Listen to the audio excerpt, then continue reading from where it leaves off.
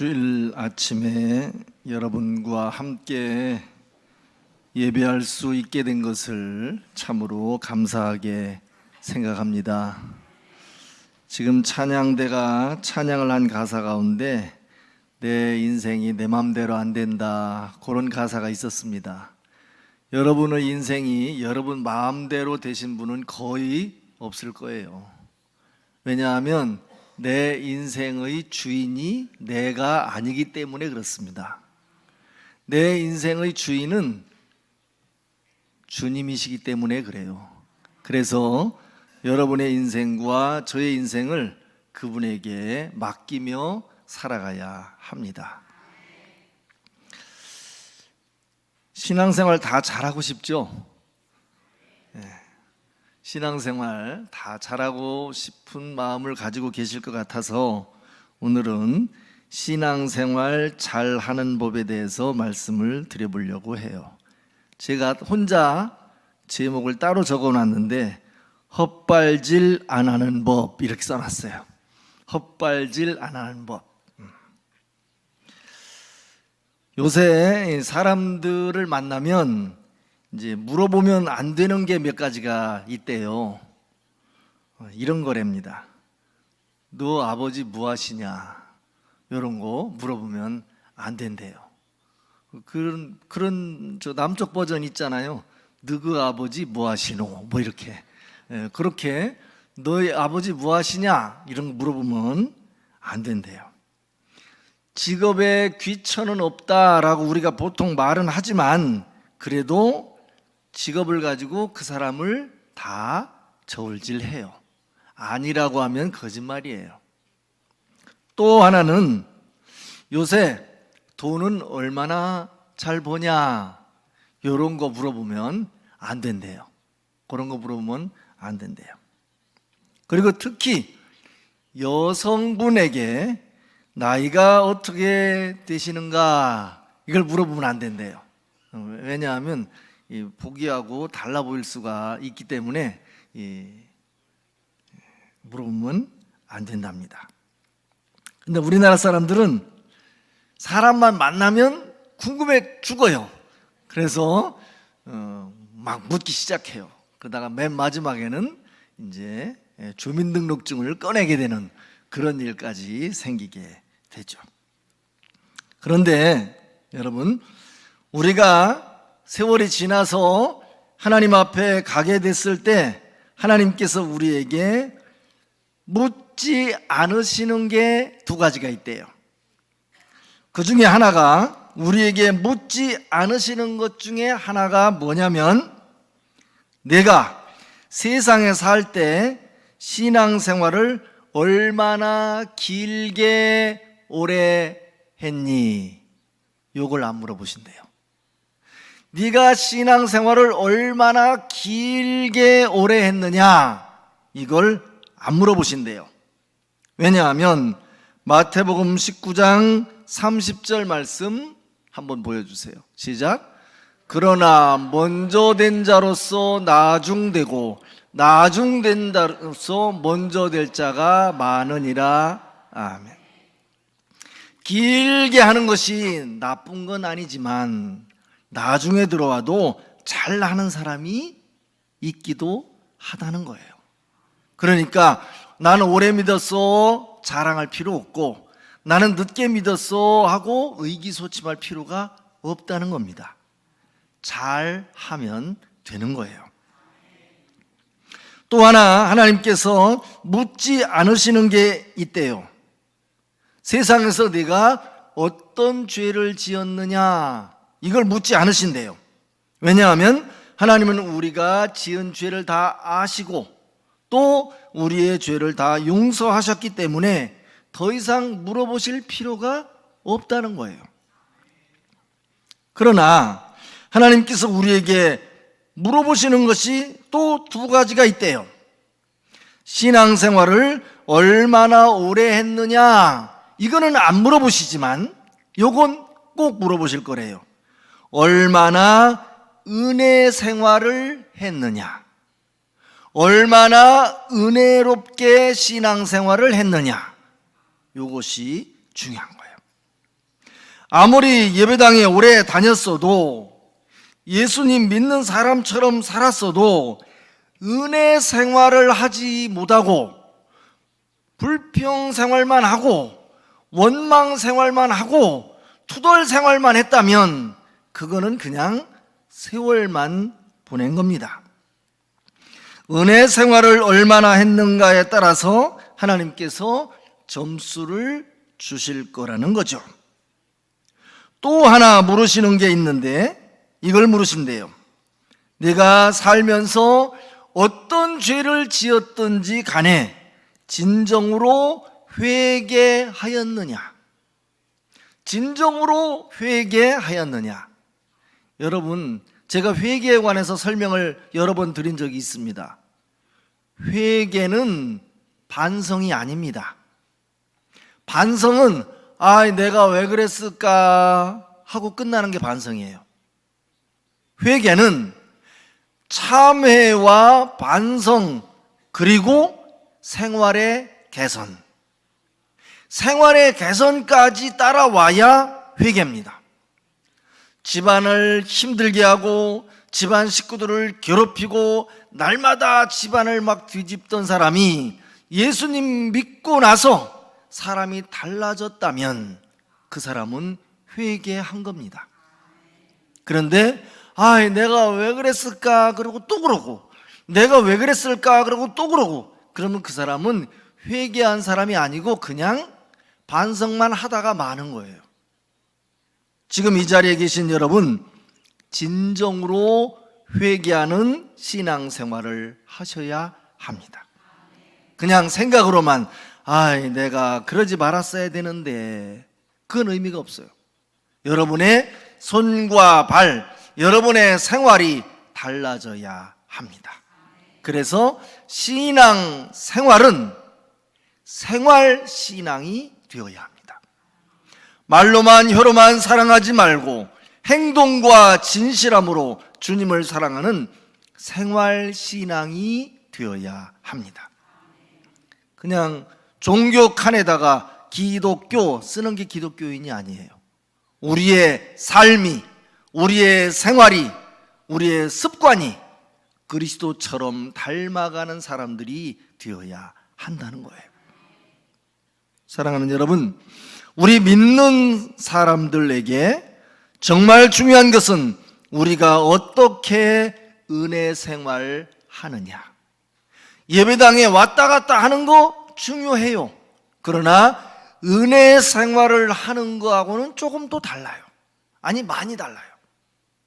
은혜 생활 하는 사람도 있고 그저 그런 사람도 있습니다. 우리가 다 학생이에요, 지금. 그런데 학교 다닌다고 다 공부를 열심히 하는 건 아니에요. 누구는 그냥 다니는 거고 누구는 열심히 합니다. 신앙생활도 마찬가지예요. 누구는 은혜 생활을 해요. 그러나 누구는 그냥 왔다 갔다 하는 사람이 있습니다. 여러분에게 권면하기는 은혜 생활 하시기를 바랍니다.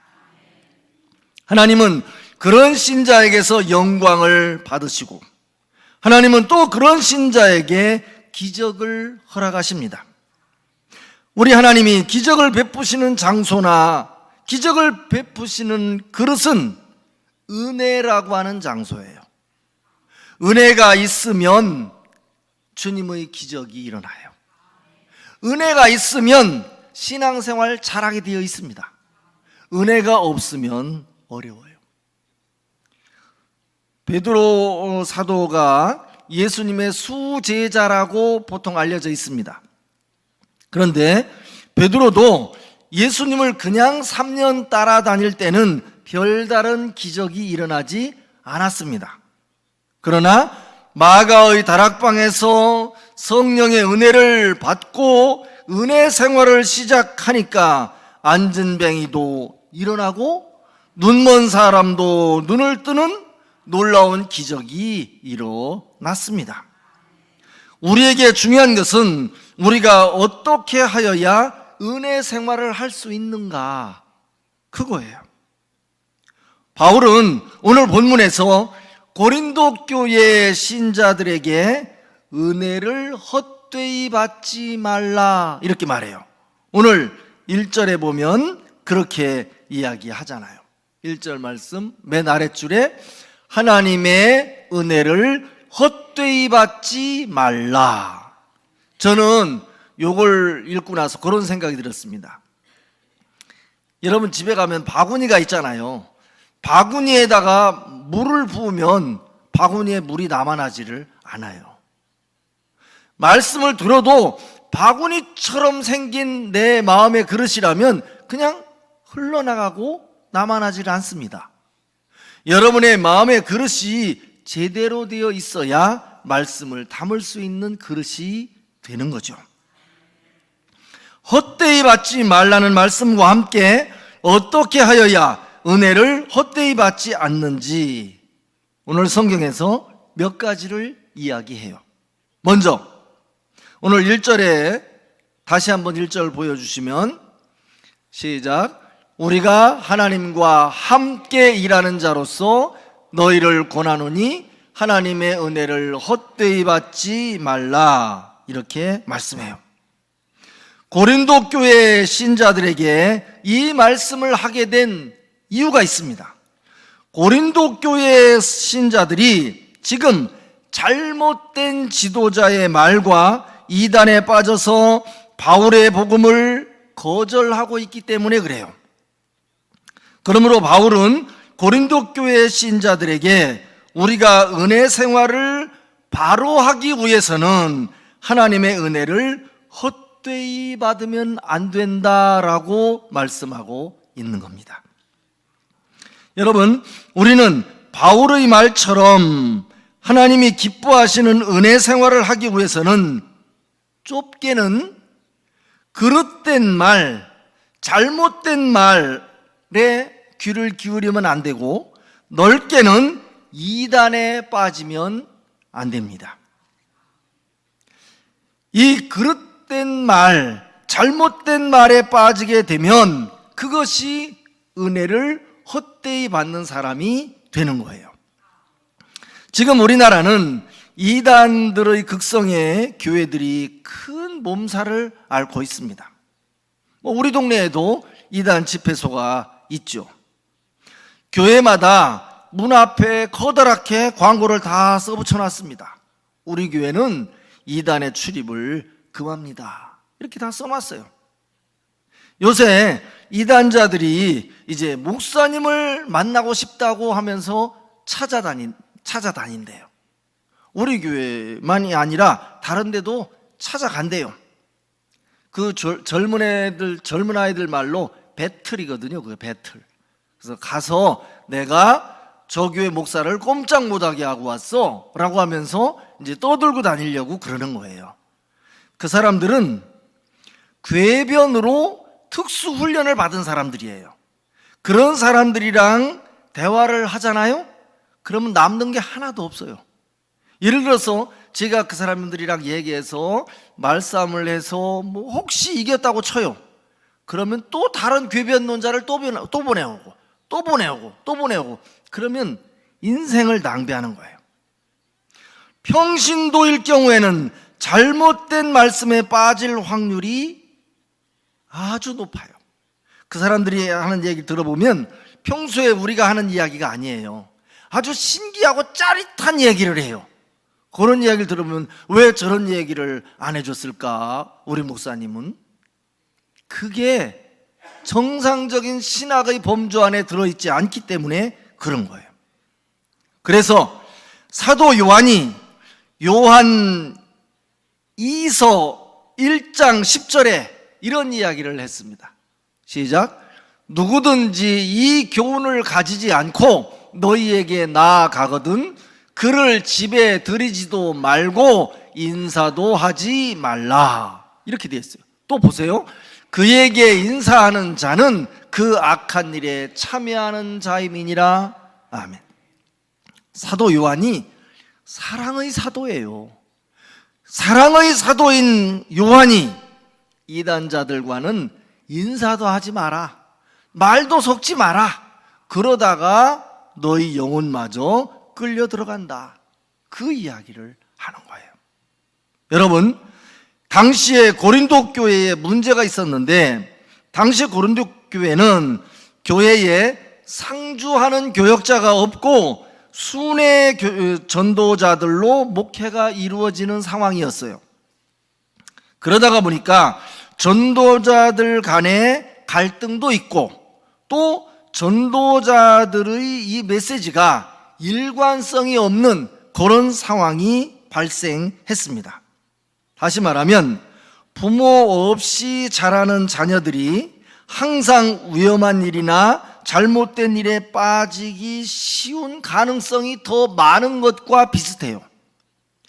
교역자가 항상 지키고 있으면서 말씀을 잘 전하는 교회와 교역자가 없이 이 사람이 와서 하루, 저 사람이 와서 하루 그렇게 하는 교회와는 아무래도 다르죠. 바울이 강조하는 바가 무엇입니까? 은혜를 헛되이 받지 않기 위해서는 잘못된 말, 잘못된 가르침, 그릇된 가르침에 빠지지 말라. 여러분, 믿음은 들음에서 난다고 했습니다. 여러분을 향해서 누가 뭐라고 얘기하잖아요? 예를 들어서 여러분을 보고 저 사람은 바보 같아 라고 말을 했다고 해보세요. 그러면 그 말이 계속 생각나요. 저 사람이 나보고 바보라고 했어. 그 말이 계속 생각나요. 이게 말을 듣는 것은 그렇게 중요한 거예요. 그런데 누군가가 여러분을 보고 권사님은 참 오늘 정말 예쁘세요. 그러면 오늘 하루 종일 기분이 좋아요. 그 말이 계속 귀에서 빙빙 돌아요. 저 양반이 나보고 예쁘다고 했어. 듣는 것이 굉장히 중요합니다. 그래서 여러분 말씀을 들을 때 잘 들으셔야 합니다. 근데 사람들은 이상해요. 좋은 거는 잘 안 듣고 이상한 것만 잘 들어요. 좋은 걸 잘 들으셔야 되는데 하나님의 말씀을 귀 기울여 잘 들어야 합니다. 엉뚱한 이야기, 그릇된 이야기, 잘못된 이야기 관심 쓰지 말고 주님의 말씀에 관심을 두셔야 합니다. 두 번째는 2절 말씀 보여주세요. 시작. 이르시되 내가 은혜 베풀 때에 너에게 듣고 구원의 날에 너를 도왔다 하셨으니 보라 지금은 은혜 받을 만한 때요 보라 지금은 구원의 날이로다. 아멘. 자, 보세요. 은혜 베풀 때에 너를 듣고 구원의 날에 너를 도왔다 하셨으니 보라 지금은 은혜 받을 만한 때요 보라 지금은 구원의 날이로다. 요거는 이사야서 49장 8절 말씀을 인용한 겁니다. 요 내용의 배경은 뭐냐면 이사야 선지자가 바벨론에 포로되었던 이스라엘 백성들에게 우리가 바벨론에서 해방되어 예루살렘으로 돌아가게 될 날이 온다라고 말씀을 전했습니다. 그런데 이스라엘 백성들이 이사야 선지자의 말을 잘 믿지를 않았다는 거예요. 이사야 선지자의 말을 잘 믿지 않았던 옛날 이스라엘 백성들처럼 지금 고린도 교회 교인들도 내 말을 믿지 않고 잘못된 지도자의 말을 따르고 있는 사람들이 있으니 내가 답답하다. 우리말로 하면 내가 답답해 죽겠다 이 말이에요. 고린도 교회의 문제가 뭡니까? 고린도 교회의 개척자인 바울 사도의 말을 잘 듣지 않고 엉뚱한 사람, 떠돌이 이런 이상한 사람들의 이야기를 듣고 귀가 팔랑팔랑하고 있는 것을 보면서 바울이 힘들어하고 있습니다. 저도 우리 교회 와서 21년 차인데 21년 만에 한번 저도 담대해 보고 싶습니다. 여러분들도 여러분의 지도자로, 여러분의 담임 목사로 파송된 저를 신뢰하고 따르시기를 바랍니다. 그래야 여러분이 곁길로 가지 않아요. 그래야. 그런 사람이 은혜를 받게 되어 있습니다. 이런 통계가 있습니다. 요즘 청소년들이 가장 무시하는 사람이 누구일까요? 요즘 청소년들이 가장 무시하는 사람이 누구일까요? 1번 부모, 2번 부모, 3번 부모. 누구일까요? 부모랍니다.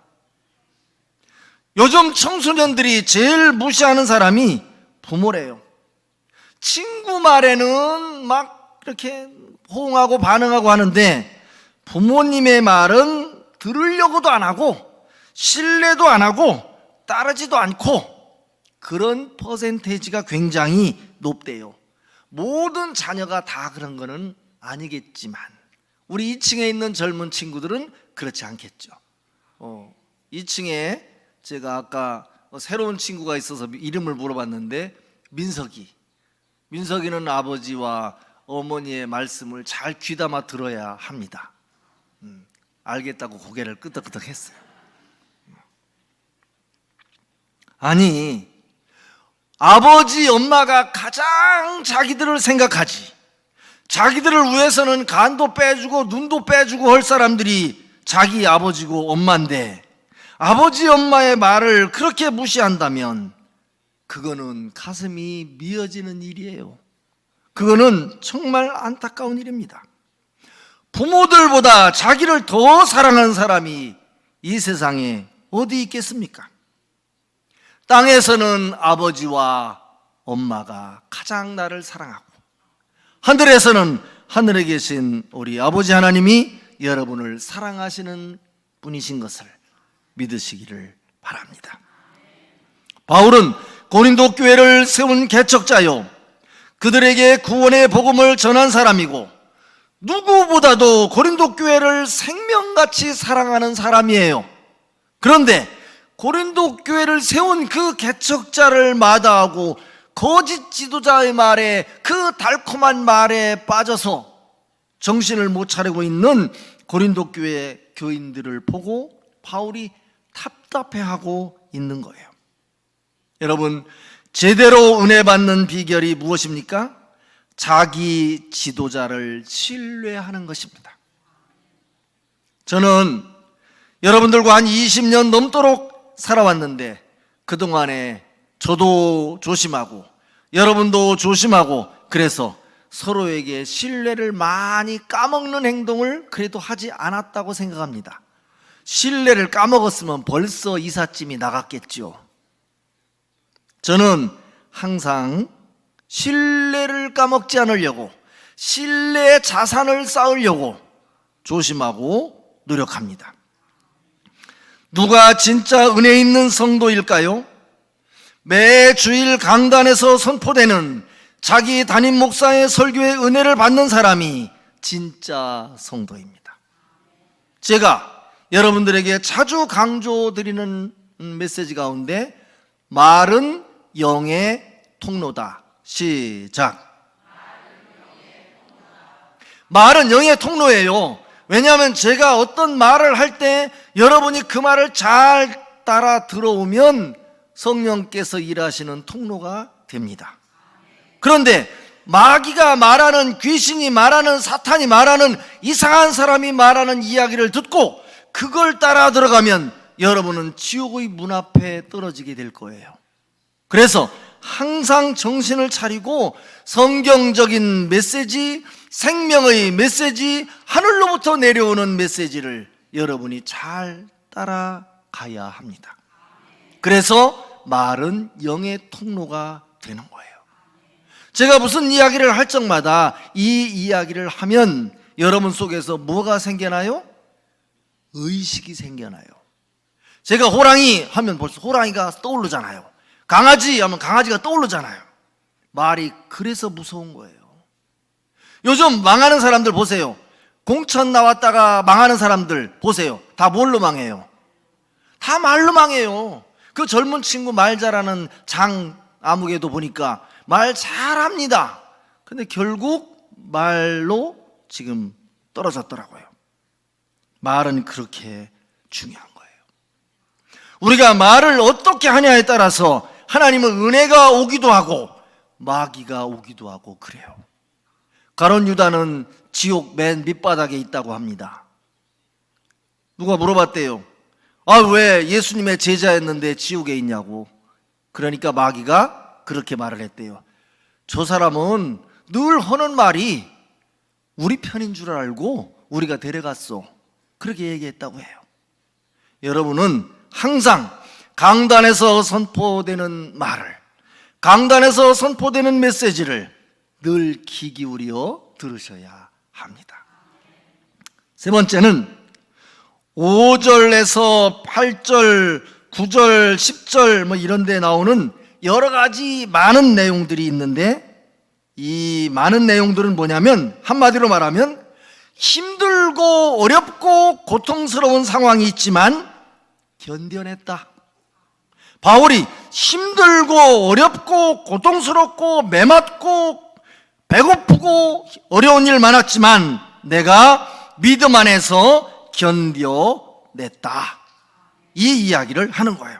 그러면서 10절에 보면 기쁨이라고 하는 단어가 나와요. 바울이 보세요. 맨 위에 줄 한 절만 근심하는 자 같으나 항상 기뻐하고. 그만요. 바울이 매맞고 감옥에 갇히고 숱한 고생했지만 그럼에도 불구하고 바울이 기뻐하는 이유는 딱 하나예요.